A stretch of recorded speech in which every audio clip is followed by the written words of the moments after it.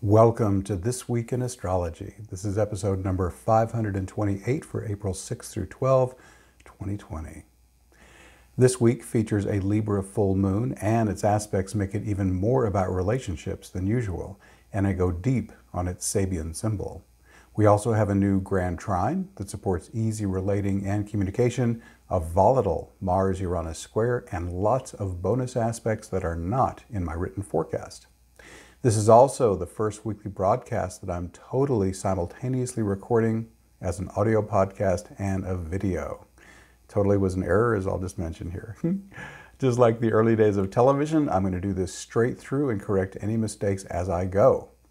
No editing afterward. Hopefully, what it lacks in polish, it will make up for in energy, sort of a live in the studio vibe.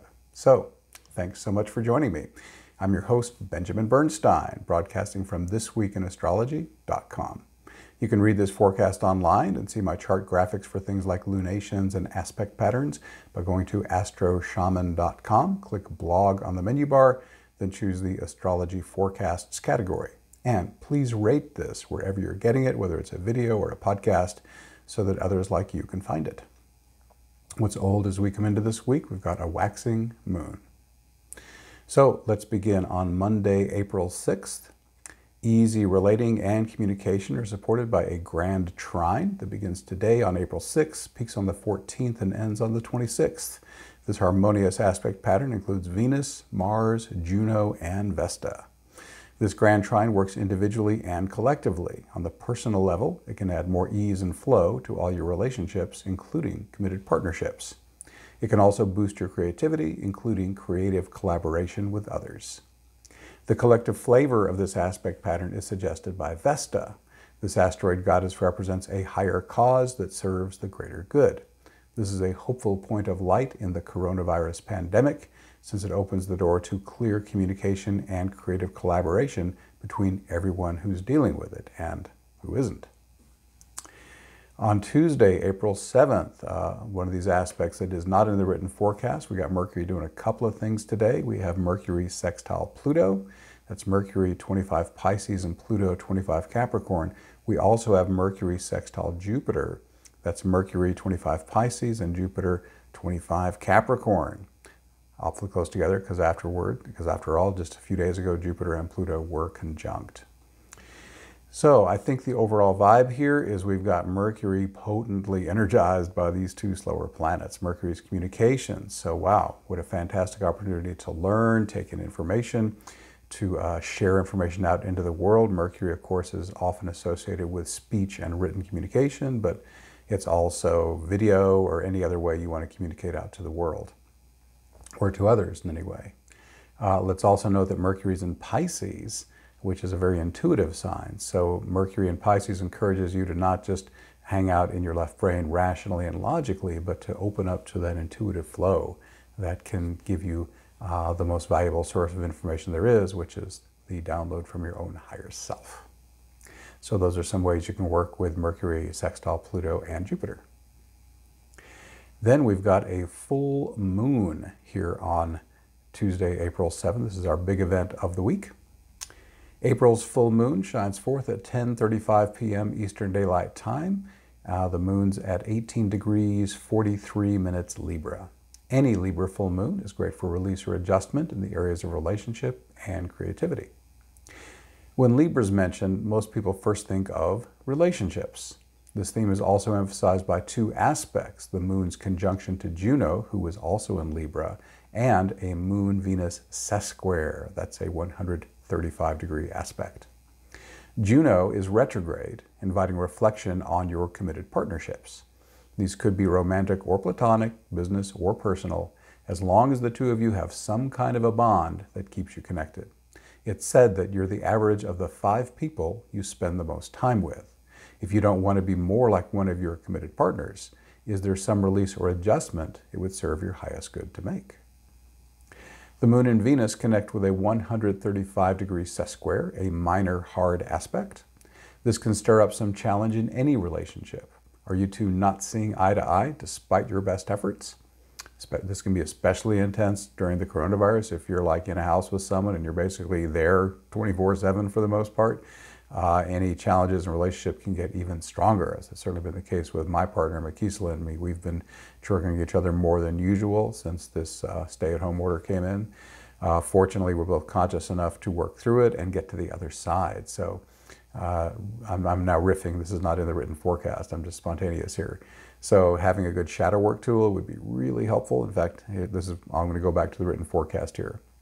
To help the interaction between the two of you, try the 4-part nonviolent communication process. I'll link to that in the show notes. Just in a nutshell, how that works is you would each go through a 4-step process while the other just listens. First, the acronym is OFNR, O-F-N-R. O is observation, what would a video camera would have seen and heard. F, what are my feelings? N, what are my needs? R, what's my request of you? And if you both go through that and then kind of brainstorm together, then you can get a fabulous outcome. Now, that's it in a nutshell, but please learn more if you want to learn more about that amazing relationship process. It's like endorsed by the Dalai Lama and the United Nations. It's really extraordinary. But then there's the matter of internally processing your challenging emotions, which is essential for healthy relationships. Any good shadow work tool will do, but I certainly recommend my healing invocation, which I've been giving out for like 9 years. It's worked for literally thousands of people, and it lets your higher self actually take care of the healing that needs to happen within you, and you just kind of note the challenging sensation and let the divine work through it for you. If it sounds too good to be true, I invite you to give it a try. And now I've got a link to, again, the 4-part process and the healing invocation in the show notes here, which I'll reference at the end. Also, a tight Moon-Neptune quincunx invites adjustments to empower your spiritual awakening and inspired creativity, as well as your ability to operate in flow state more consistently. To quickly and easily jumpstart your spiritual awareness, try my free Embodied Awakening invocation. That's where you basically just say 8 words to your higher self. You say maximum embodied awakening that serves highest good, please. Rest in passive breathing, and very quickly it can come right in and give you a massive leap up in your consciousness. It's pretty easy and works really well. And again, more on that in the link in the show notes. Finally, the luminaries make loose squares to Pluto, Jupiter, and Pallas Athena. Pallas invites you to engage in win-win diplomacy, negotiations, or politics. Regarding Jupiter and Pluto, I just wrote an in-depth interpretation of their April 4th conjunction. That was just 2 days ago as I record this. And rather than trying to summarize it, I mean, it was nearly 3,000 words. I invite you to read it on my site. Again, I link to it from the show notes. This full moon Sabian symbol is a gang of robbers in hiding. In hiding has obvious relevance right now since most of the world is hiding from the coronavirus in their homes. But collectively, we're also hiding on a much deeper and more important level. More on this in a moment. If we're also robbers, then what have we stolen? Let's consider this full moon's primary theme, relationships, on a global level. For indigenous cultures, their relationship with the earth is supremely important. They don't take more than they need, and they never take without giving back. This is why most indigenous cultures have lived sustainably for thousands of years with minimal impact on the natural world. Now, compare this to our current society. We're conditioned to be competitive and hoard as much as we can for ourselves. Our short-sighted lust for money and power has led us to the brink of environmental cataclysm. In large part, this is because we've treated our planet like a resource to be exploited rather than a sentient being we should relate to with reverence and respect. Mainstream society is trying to solve this ecological problem with technology, but Albert Einstein wisely said the following: technological progress is like an axe in the hands of a pathological criminal. Einstein said this during World War I in response to the creation of the most lethal weapons yet known to mankind, at least in our recorded history. But if you were an alien just arrived on Earth, wouldn't it seem as if mankind had declared war on its own planet? What kind of relationship do we have with the Earth when we exploit and pollute it so relentlessly? I'll confine my evidence to one brief paragraph from the Wikipedia page on extinction. Quote, according to the 2019 Global Assessment Report on Biodiversity and Ecosystem Resources by IPBES, which is an international organization that looks at that stuff, the biomass of wild mammals has fallen by 82%, Natural ecosystems have lost about half their area, and 1 million species are at risk of extinction, all largely as a result of human actions. 25% of plant and animal species are threatened with extinction. Wow. When our collective actions make us responsible for extinction on this scale, it certainly qualifies us as robbers. We're stealing life on a horrific scale. But it goes even deeper. Collectively, we're turned into robbers because of a more fundamental theft, the awareness of our divinity. To be fair, we stole this from ourselves. As souls preparing for human incarnation, most of us chose to have our human incarnation forget its true divine nature. Otherwise, the soul could not have the human experience it needs for its evolution. But here you are, receiving this content now. Is it time for you to regain conscious awareness of your divinity? This is not only allowed, but encouraged. Is it time for you to take back the spiritual awareness you robbed from yourself? I have been privileged to work with thousands of clients who are awake or awakening. The more awake they are, the more respectful they are of other beings, including our Mother Earth, whose consciousness is far more vast and magnificent than any humans. I mean, think of it, a planetary consciousness compared to a single human being. Whoa. When this fundamental robbery is remediated, when our human selves take back their divine awareness, we can get a big aha. There is no other. Everything is us. We realize that we are God, just like everything else. God loves variety and entertains itself by pretending to be different things and different people. And it never tires of that thrilling moment when a part of itself, which believed itself to be separate, awakens from its amnesia when it remembers its oneness with all that is. So, we've explored two robberies here. First, humanity's robbery of the Earth's resources and vitality. Second, our self-perpetrated robbery of our divine consciousness from our human selves. We're in hiding in the near term from the coronavirus. On a larger scale, we're hiding from the consequences of our planetary abuse. More importantly, many of us are still in hiding from the awareness of our true selves, magnificent divine beings who dwell in harmony, flow, ease, and grace. As I said in my April 4th interpretation of the Jupiter-Pluto conjunction, I link to this in the show notes, the coronavirus has given us an extraordinary catalyst for a widespread global awakening. It's time for a new, more wonderful Earth. I love how this Sabian symbol, a gang of robbers in hiding, reinforces the theme. Earth is a free will zone, and you can do as you please. But if you feel resonance with my words, I encourage you to cultivate your own embodied awakening or deepen the one you already have. Not only will this help you stay peaceful in the midst of our global challenge, it will make it much easier for you to receive clearer, intuitive guidance. If ever there was a time when we needed the infallible guidance of our own divine selves, it is now. We humans bear collective responsibility for all this theft. Isn't it time that we finally come out of hiding and start giving back to make things right? All right, so that's the full moon forecast. Next, sometimes, and this is the same day, sometimes the most volatile situations can create the biggest breakthroughs. That's certainly the case with today's Mars-Uranus square. Mars, 6 Aquarius, Uranus, 6 Taurus, and again, this is happening here on April 7th. First off, be careful. A Mars-Uranus hard aspect can be like a powder keg. To avoid a catastrophic explosion, do not act rashly. Avoid catalysts in situations where violence could suddenly erupt, and make sure sexual energy is not impulsively misused. Now, some people are cooped up with others who might be so inclined, so do whatever you can to keep yourself safe. I've already heard about domestic violence increasing as a result of the housebound people under the coronavirus regulations that are happening. So be cautious as much as you can, please. Of course, such intense power can also have positive expressions. Taking immediate action on your intuitive flashes would be an outstanding way to use this square. Be creative and experimental with your sexuality. and stay open to intuitive flashes that relate to your roles as a leader, warrior, pioneer, or entrepreneur.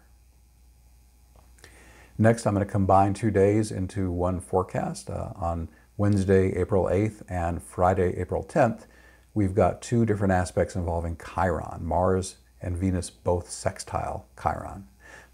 The first one is Mars sextile Chiron. That's Mars 6 Aquarius, Chiron 6 Aries. And then we have Venus sextile Chiron, Venus 6 Gemini, and Chiron still at 6 Aries. So put those 2 together, Mars and Venus combining their energies. When Mars and Venus combine, it's either, I like to say it's either creative or procreative. So a lot of creative energy, a lot of energy in that direction. Now Chiron is the wounded healer. So on the more challenging side, a stimulation of Chiron can bring up old wounds, either from this lifetime or your past lives. And again, I've already talked in this forecast about having good shadow work tools, and I mentioned my healing invocation as one of those. Now the good news here is that Mars and Venus are coming with soft aspects, sextiles. So that means there is energizing toward doing shadow work, and yet it's harmoniously and pretty energetically supported, especially the sextile from Mars, who's very high energy. Venus brings more of a harmonious, flowing energy. So it's really lovely. So I would say this period, April 8th, April 10th, and of course several days either side of that, would be actually really good for shadow work. So that's if you're dealing with challenge within yourself. And of course, if you aren't being triggered, but you just want to clear some old stuff, you can use my healing invocation. You can use my healing invocation, and you can bring the old wounds up voluntarily. Just imagine you remember some old wound that brings you emotional triggering when you think of it. Make it as strong and intense as you can in your mind. Feel the intensity wherever you feel it, and then call in the healing invocation, and you can clear those layers one by one. And amazingly, every layer you clear opens you to a deeper spiritual awakening, because it's all that old wound energy that is blocking your light in the first place. So let's say you are on the high side of Chiron and that you are acting as a healer or mentor. It's more positive, life-affirming expressions. This just energizes all that. Venus wants you to relate. Mars energizes you or encourages you to step out independently with all this. So a lot of great ways you can use Chiron being sextiled on one side by Mars and on the other side by Venus on April 8th and 10th.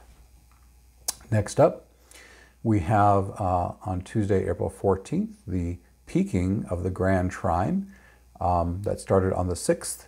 And so basically it started on the 6th, peaks on the 14th, and ends on the 26th. And of course, I opened with that, so you already know about that Grand Trine. Also on the 14th, here's another bonus aspect I did not put in the written forecast, a Sun-Pluto square. Sun, 25 Aries, Pluto, 25 Capricorn. Just planetary. Sun square Pluto can also be a shadow work catalyzer, and it can also be a tremendous energizer. Pluto is wealth and power. The Sun's in Aries, where it likes to be really proactive and moving out on its own initiative. So it can really energize whatever stuff you're inspired to do. And other ways you can use it, Pluto is also a planet that's about sexuality and sacred sexuality too. So enjoying sacred sexuality, the Sun's in Aries, an energy that's about just raw sexuality. So put raw sexuality and sacred together in an intense, energizing aspect, and it could be fantastic if you got the right partner. Also, again, I think I already talked about the shadow work part, but again, moving out maybe as an entrepreneur, another Aries keyword, to get more wealth and power going. And let me just briefly on wealth and power. Wealth could be money, or it could be anything you value, tangible or intangible. Power, you can use power over, which is to dominate and control, or you can go to a higher vibration and say, I want to share power. I want to access the power within myself, knowing that I don't really need power from others, and invite others to step into their own internal power that everyone has as their birthright. That flow is always available. And maybe the rising tide that I bring can lift all the boats. So it's a more cooperative, helpful power for others. So those are some various ways you can use a Sun-Pluto square. One last thing, Pluto is also about death and rebirth. And so if you want to transform yourself in some way, the death of an old pattern, an old self-concept, not necessarily a physical death, of course, then what part of me do I want to die? so that that weight that's been holding me down and, you know, causing me challenge can just be gone, and I can evolve into the next level of what I'm here to be. So various ways to use that Sun-Pluto square. Then we have one more day, the 15th of April. There's 3 events here. I'm going to throw a couple together because they both involve Mercury. We have Mercury conjoining Chiron. By the way, conjoin is the same as conjunct. That means right on top of. So Mercury and Chiron are both at 7 Aries. And then Mercury is quintile Jupiter. And pardon me while I yawn. Like I said, live unedited. I'm not bored, it's just a yawn. Mercury quintile Jupiter, that's Mercury 8 Aries, Jupiter 26 Capricorn. So the Mercury Chiron really brings back mostly that Chiron interpretation I gave you a moment ago. It can put your mind in tune with shadow work and, you know, working on old wounds. It can focus you on being the healer and the mentor more.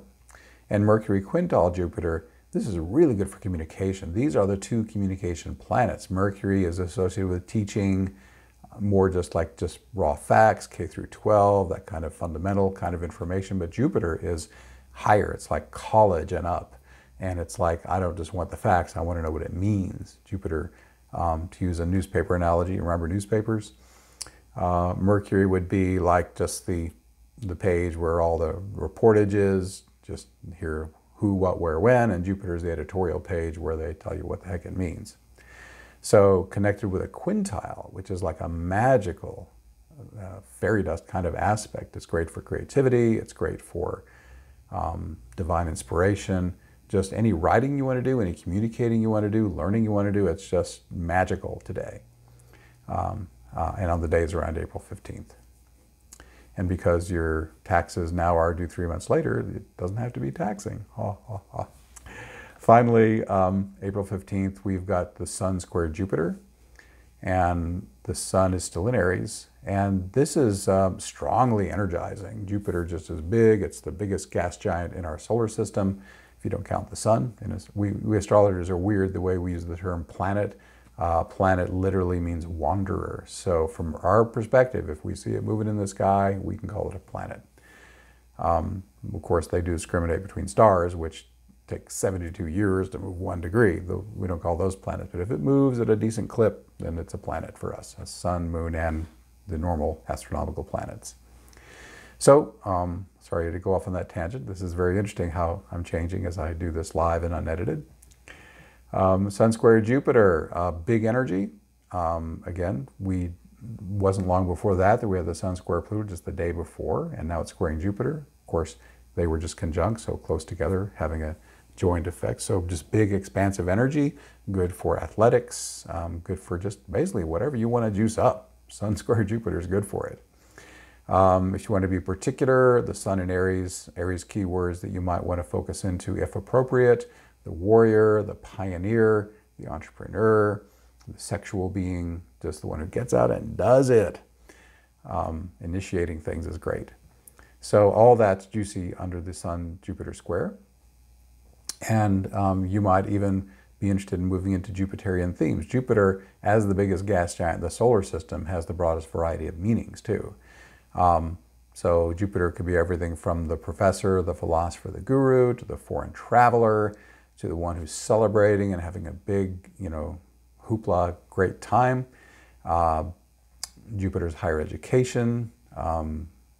There's a lot of meanings associated with this planet. So any of those that are exciting for you around April 15th, the days either side, you could just move more into that stuff. So that is the forecast. Again, lots of bonus aspects there. The ones I was obviously riffing on instead of reading off the screen, those were the ones that are not in the written forecast. Let me give you an announcement or two. Everyone is welcome to participate in most of my Awakening Plus calls for free. That's a online membership I have for spiritual support. Here are April's online events. They all happen on Mondays at 8 p.m. U.S. Eastern Time. On April 13th, we've got an event for group healing, immunity boosting, and awakening. Very appropriate for our coronavirus time. April 20th, we're going to do individual healings. And April 27th, we're going to have guest presenter Jen Worthen, who's going to do some very cool stuff, probably involving recorded music with her voiceover narration. She has a special way she does this that's very potent. So we use Zoom for our live calls. See the link in the show notes for details. Awakening Plus features 3 live streaming events each month at least, and most are open to everyone, whether you're a member or not, for free. The archive of over 220 transformative events, as well as accountability partners and the forum, are available to Awakening Plus members, and it's very, very affordable. Learn more at awakeningplus.com. Thank you for being here. Once again, I'm Benjamin Bernstein with astroshaman.com. I can serve you with astrology readings, shamanic healing, awakening activation, astrological event timing, and one-of-a-kind life coaching. All my one-on-one services are equally effective in-person or long distance, not doing any in-person at the moment for obvious reasons. And during this pandemic, I have dropped my rates significantly because so many people are experiencing financial hardship. So it's never been more affordable to work with me for a long time. I also offer an unbeatable price on SolarFire, the #1 astrology software for Windows. And as I mentioned, I run the Awakening Plus online membership for spiritual support. You can learn all about all this and more at astroshaman.com. That's ASTROSHAM as in mother, AN as in Nancy.com. Learn all about this and more in the show notes. To see them, go to astroshaman.com/528. Again, that's astroshaman.com/528.